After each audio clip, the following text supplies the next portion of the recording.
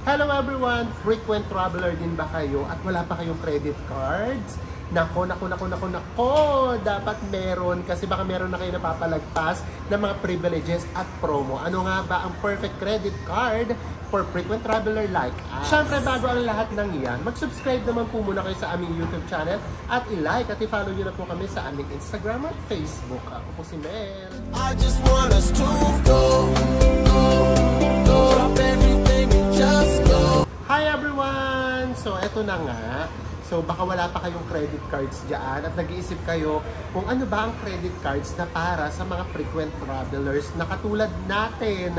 So, disclaimer lang at this is not sponsored. Hindi to sponsor. Hindi kami financial advisor or hindi kami expert sa ganito. Ang isi-share lang namin sa inyo kung ano ba talaga yung na-experience namin at ano yung mga nakukuha namin using this credit card. So, simulan na natin! Guys, unang-una, itong credit card namin, guys, ang credit limit niya is 500,000 pesos. Yes, 500,000 pesos. So, di ba malaki siya for a traveler like us? Kasi, lahat pwede mo nang bilhin. Pwede ka na doon mag-book ng iyong tickets, pwede ka nang mag-book doon ng hotel mo, tours, and then pag nandun ka sa ibang bansa, mag-shopping ka. And nagamit na namin siya sa Hong Kong nung bumili kami ng iPhone 14 Pro Max. Next guys, itong feature nitong credit card na to, kapag ginamit nyo siya sa may pagbubuk ng ticket, automatically insured na kaagad kayo. So ang nabasa namin, up to 1 million pesos yung pwede ninyong makuha just in case may mangyari aksidente or wag naman sana na kunwood mamatay. So, kapag meron kayong itong credit card na to, hindi nyo na kailangan bumili pa ng insurance or travel insurance abroad. And guys, isa sa mga reasons din kung bakit happy kami na ito yung credit card na ginagamit namin kasi meron siyang free airport lounge sa NAIA Terminal 1 or 3. Basta pagkalilipad kayo internationally, ang airport lounge niya ay PAGS. So, hindi lang naman PAGS guys ha. Hindi ko alam sa ibang credit card. Baka meron din namang credit card na meron din sa PAGS. Pero usually nababasa ko kasi Marhaba. So yung PAGS kasi, isa siya sa may pinakamalaking lounges dito sa may Pilipinas. Kapag wala kayong credit card, pwede naman kayong mag-avail. Pero 1,500.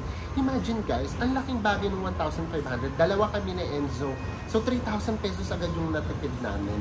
So ang kaibahan nitong credit card na ginagamit namin is that unlimited siya, as in unlimited.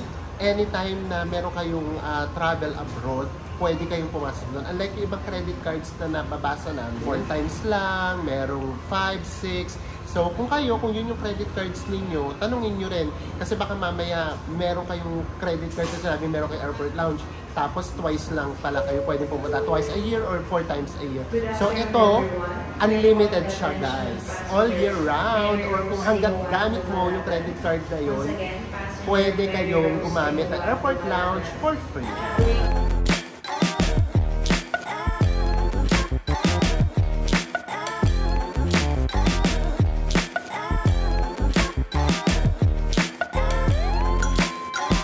Dito tayo sa may PAGS, dito sa may Terminal 3. And then I feature na namin siya guys. So kung gusto nyo mapanood, hanapin nyo lang guys. So silipin natin kung naiiba yung food para may idea din guys. So tara, let's! So malaki siya guys ha. Meron siya doon sa may loob. Bukod dito sa may labas. So tingnan natin kung nagpapalit sila ng food. Ayun din guys. Cookies, brownies, tapos may pasta. Ayun yung pasta. And then, nandito yung ice cream, siomai, and then meron dito mga bread, tapos may congee. Pakanta ko nagpapalit sila kasi before diba mayroong beef, yung parang beef tapa. Ngayon, may rice meal, ngayon may rice meal. Walang rice meal, guys, paano yun? Kasi before kasi breakfast yun eh. Oo, breakfast kasi kami rito nagpunta last time. So ngayon, parang merienda, pika-pika. And then guys, ganun pala. Free drinks lahat to guys. Soda, and then pati yung mga beer in can. Tapos meron dito, ano ba tawag siya? Yung mga hard liquor na sabi. So may mga juices. So ano pa nga ba? Tara na, kain na tayo guys. Ito yung ating food for today.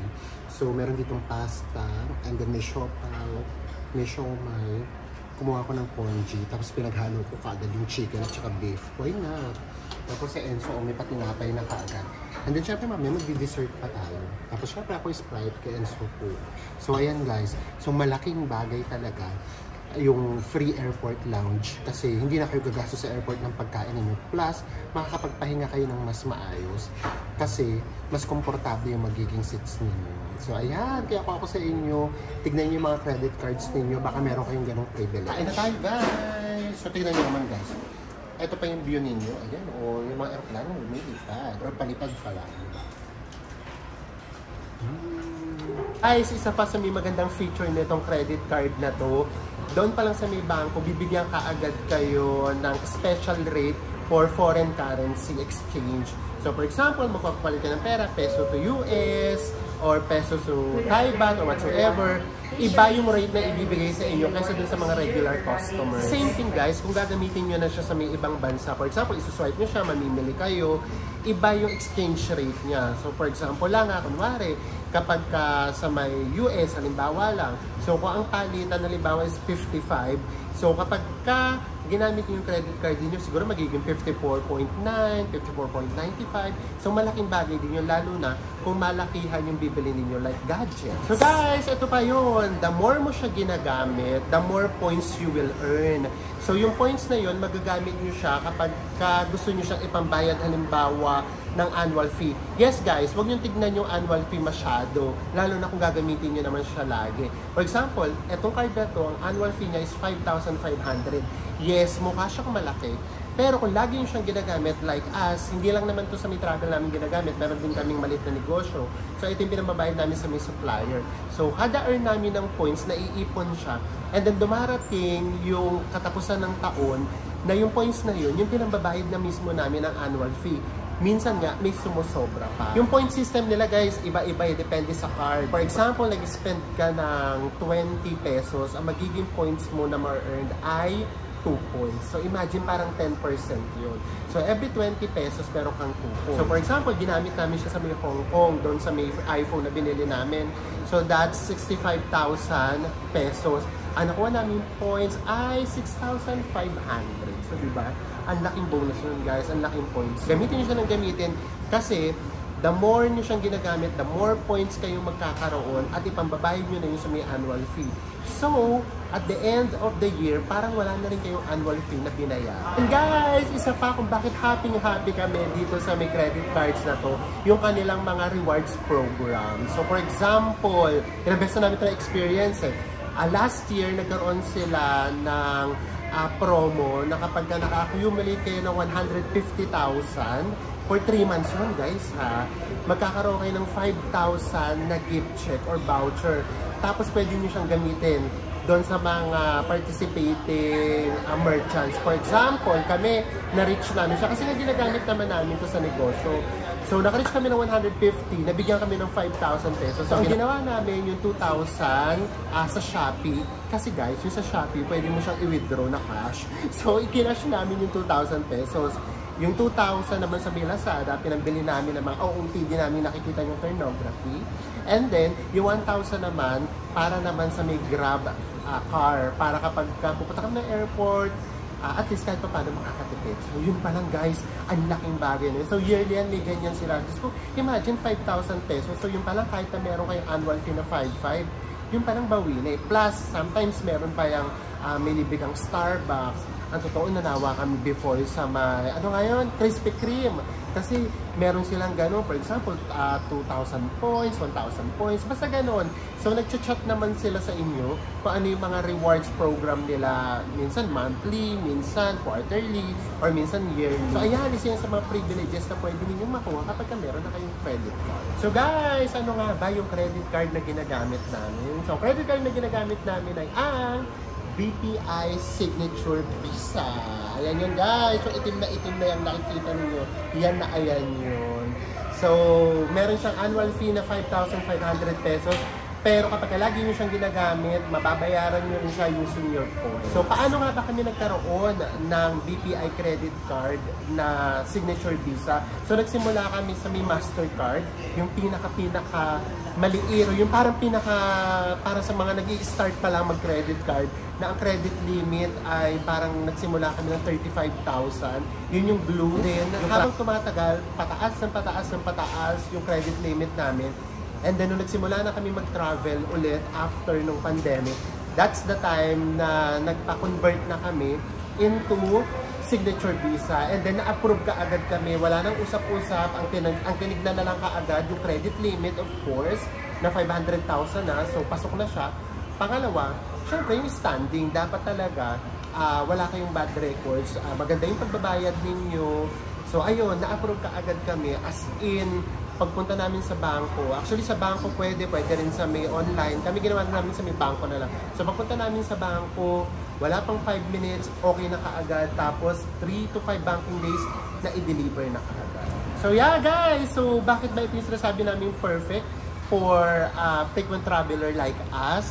Kasi bago namin ito ipa-convert, nag-isip muna kaming mabuti. Ang dami muna naming binasa ng mga credit cards. Tapos alam niyo mga sa mall, yung lumalapit-lapit. Kunyari, pangalan natin, kunyari, Security Bank, tapos yung, ano pa may RCBC, whatsoever, yung mga ganyan. So, meron naman din silang airport lounges. Pero yun nga yung sinasabi ko sa inyo, minsan 4 times lang, minsan 6 times. Sayang naman kasi kami minsan lumalagpas kami doon. So, yun yung mga pinag-isipan namin. Kasi nga, importante sa amin yung airport lounge. Kasi nakita nyo naman kanina, di ba? Unlimited yung food natin, nakaka-relax talaga doon. And then, yung mga rewards nga. Kasi syempre, noon pa kami may BPI card, pero yung BPI nga namin, yung blue card pa lang. So, kahit yung pala yung credit cards namin, ang dami namin nakukuhang rewards. Sige, Starbucks, ay yung mga Grab na yan, yung mga vouchers. So, ikinontinue na lang namin, or ikinonvert na namin. Kasi nga, the more na mas lumalaki yung credit card mo, the more na rewards yung matatanggap mo. Kaya yung mga feature at benefits nitong aming credit card. So kayo, kamusta ba yung mga credit cards ninyo? Malay nyo, mas maganda yung sa inyo. So, pakishare naman para just in case, malay nyo, di ba, mag-swap kami. And now, kung yung credit cards nyo naman, hindi ganito yung benefits, baka naman it's time na mag-isip-isip kayo. Baka kayo naman yung mag-swap, di ba? Kasi, ayun kung saan talaga tayo makakatipid, kung ano yung makukuha natin mga privileges, yun yung importante kapag meron tayong credit cards. Para hindi natin naiisip na utang lang, or annual fee lang. Kasi kung marami ka naman nakukuhang benefits at privileges, hindi mo na yung maiisip. So ayan, itong tip na to makakatulong din to sa inyong travel experience. Yung pala may airport lounge guys, sinasabi ko sa inyo, once na-experience nyo na mag-airport lounge, aayawan nyo na maghintay sa may boarding gates ninyo guys. Talaga.